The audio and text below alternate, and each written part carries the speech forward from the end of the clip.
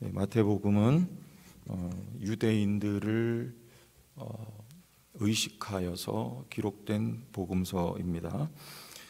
따라서 이 유대인들 가운데에도 믿는 유대인들과 믿지 않는 유대인들이 이 초대교회 당시에 있었는데, 첫째는 믿지 않는 유대인들에게 여러분들이 믿고 있는 그 구약 성경을 성취하신 분이 예수 그리스도다, 이것을 말씀하려는 것이고, 또 믿는 유대인들을 고무시키기 위한 거죠. 여러분들의 믿고 있는 그 예수가 확실하다. 왜냐하면 이 그리스도인들을 이단 취급했기 때문에 얼마나 여러분 박해를 많이 받았겠습니까? 동족인 유대인들에게 박해를 받고 있었을 때 여러분의 믿음이 맞는 거다, 이것을 이 복음서를 통해서 마태는 확인시켜 주기를 원했던 것입니다. 따라서 이 마태복음에는 많은 구약 성경들이 인용되고 있습니다. 유대인들을 겨냥한 것이죠.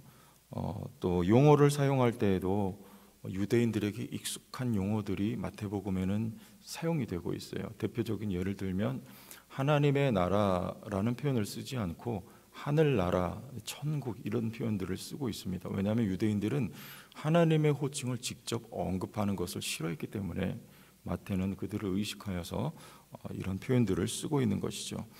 그래서 오늘 말씀에 보면 우리 1절부터 17절까지 말씀인데요, 우리 세 대로 말씀을 나누고 있어요.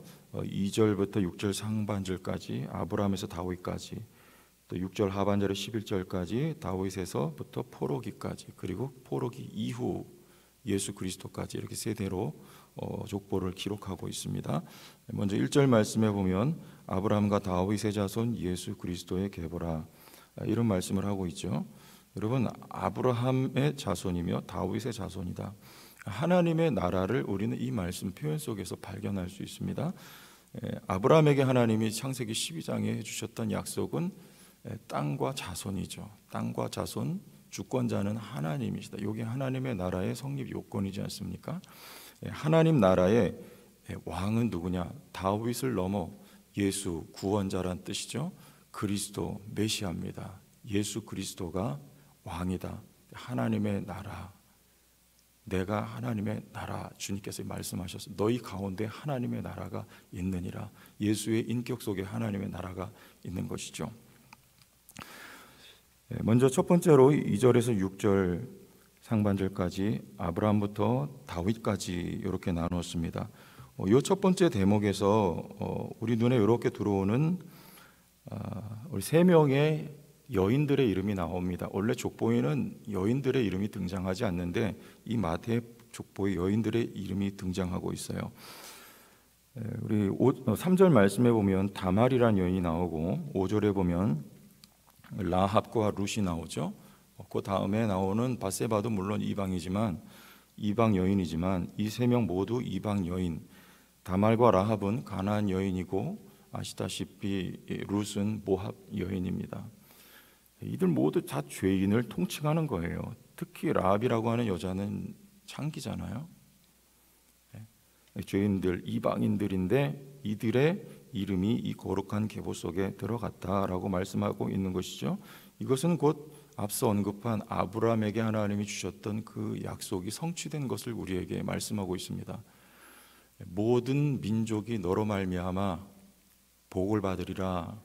너로 말미암아 그 후손이 예수 그리스도로 말미암아 모든 민족이 복을 받으리라 말씀하셨던 그 약속이 이렇게 성취되어 가고 있다는 것을 마태는 말씀하고 있는 거예요. 여러분, 그러니까 복은 누굽니까? 복은 뭐예요? 복은 성경에서 창세기부터 계시록까지 말씀하고 있는 복은 예수 그리스도가 복이다. 이렇게 거듭 반복하고 힘주어서 우리에게 말씀하고 있어요. 창세기 12장에도 모든 민족이 복을 받으리라. 이건 예수 그리스도가 복인 것을 말씀하고, 우리 계시록 1장 3절에도 하나님의 말씀을 한마디로 아는 사람은 복받은 사람이 하나님의 말씀을 아는 사람이다. 이렇게 말씀하고 있는 것이죠.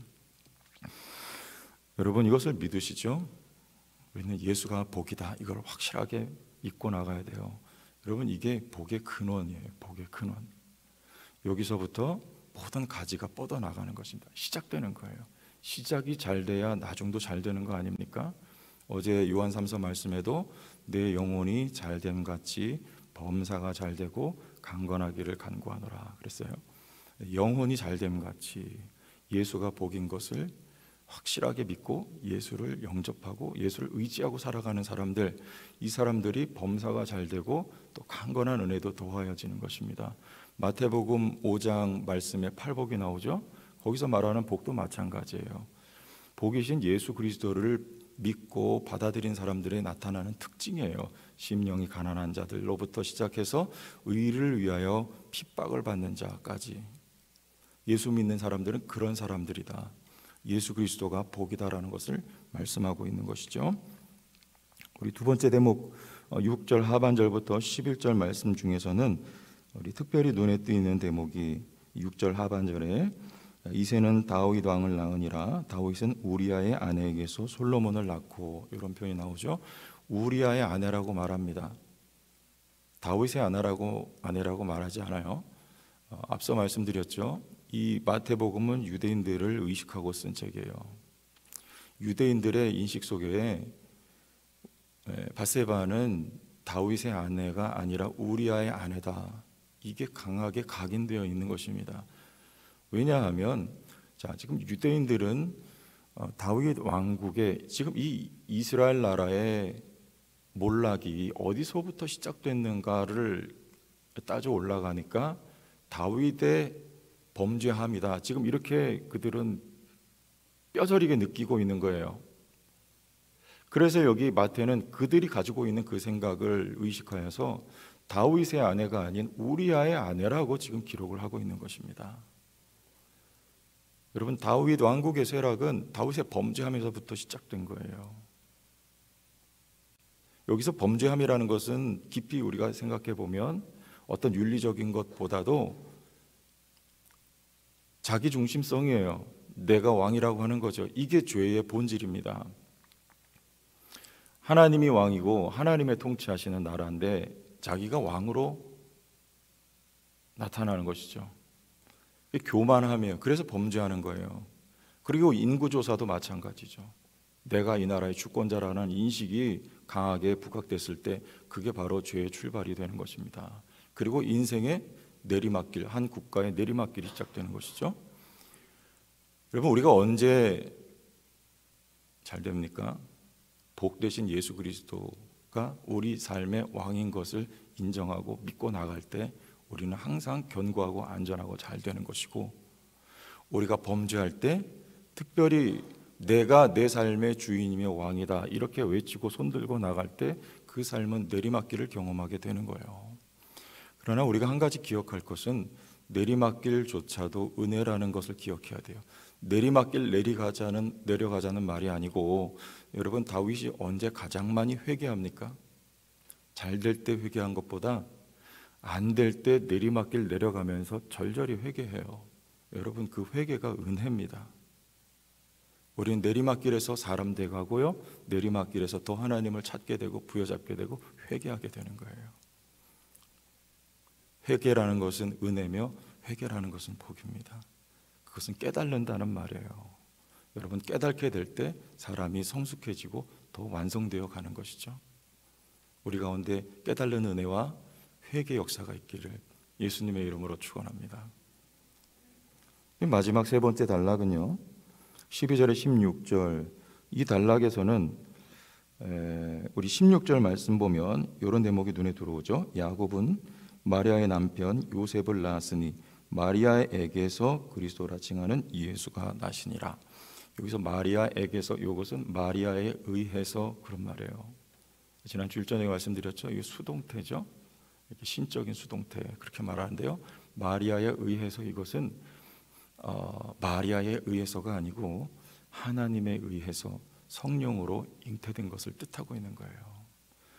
여러분, 예수께서 말씀하셨습니다. 부자가 천국 들어가기 진짜 어렵다. 낙타가 바늘귀로 들어가는 게 더 쉽다. 그때 제자가 질문합니다. 그럼 누가 들어갈 수 있겠습니까? 예수님의 대답은 사람으로는 할 수 없으되 하나님은 하실 수 있느니라. 이렇게 대답하시는 거예요. 여러분, 사람은 못합니다. 인간 다윗은 하나님과 함께 동행할 때가 있고 교만해져서 타락할 때가 있는 거예요. 솔로몬 마찬가지죠. 사람은 주의 나라를 완성해 갈 수가 없지만 하나님의 열심은 하나님의 나라를 이룩하고 세워가는 거예요. 우리의 삶에 나는 부족하고 연약해도 인정합시다.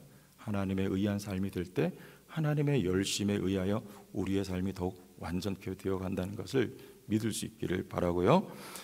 그래서 결론은 그래요. 우리 17절에 다 같이 한번 보시죠. 시작. 그런즉 모든 대수가 아브라함부터 다윗까지 14대, 다윗부터 바벨론으로 사로잡혀갈 때까지 14대, 바벨론으로 사로잡혀간 후부터 그리스도까지 14대. 여기서 14라고 하는 숫자, 이 계보는 다윗 중심의 계보인 것을 우리가 알 수 있습니다. 왜냐하면 이 14라고 하는 숫자는 다윗의 이름에 나타난 그 자음의 개수가 14개라고 해요. 그래서 여기 마태는 14대씩 3개로 나눈 것이고, 이 계보의 구조 역시 다윗 왕국의 형성, 두 번째 다윗 왕국의 몰락, 그리고 다윗의 혈통 메시아 왕국 형성, 하나님에 의한 이렇게 다윗 중심의 구조로 요 계보가 기록이 되었습니다.